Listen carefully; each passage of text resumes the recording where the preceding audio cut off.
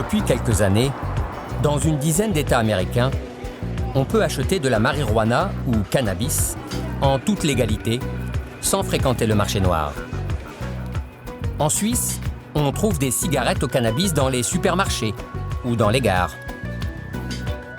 En Allemagne, son usage médical est autorisé et remboursé. Au Canada, le business du cannabis est devenu une industrie prospère, cotée en bourse. C'est quand même un marché important parce que c'est un marché qui serait supérieur à celui du tabac.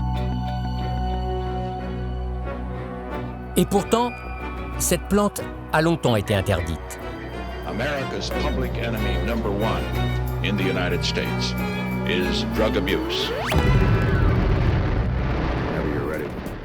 Depuis 1961, le cannabis est classé par les conventions de l'ONU comme une substance illégale, au même titre que l'héroïne ou la cocaïne.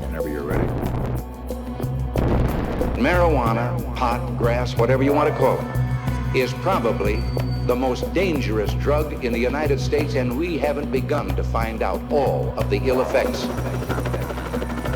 Depuis, les États ont consacré des centaines de milliards de dollars à la guerre contre les drogues. I shall continue to oppose efforts Une guerre totalement inefficace. to legalize marijuana. Jamais la consommation de cannabis n'a été aussi élevée à travers le monde. Alors n'est-il pas temps de légaliser le cannabis comme l'alcool ou le tabac? Dans certains pays, comme en France, la classe politique refuse d'entamer le débat. Pourtant, 700 000 Français, adolescents et adultes, fument chaque jour. Et 17 millions de Français ont déjà fumé.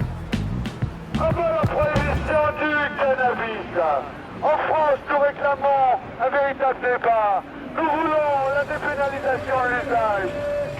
Tous les mains en l'air, tous les mains en l'air. Tout le monde, tout le monde, tout le monde, main en l'air, main en l'air, main en l'air.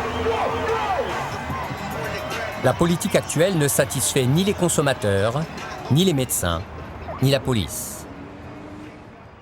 La position de la France est une non-position, c'est-à-dire elle ne prend pas du tout acte de l'échec de ses politiques publiques depuis 40 ans.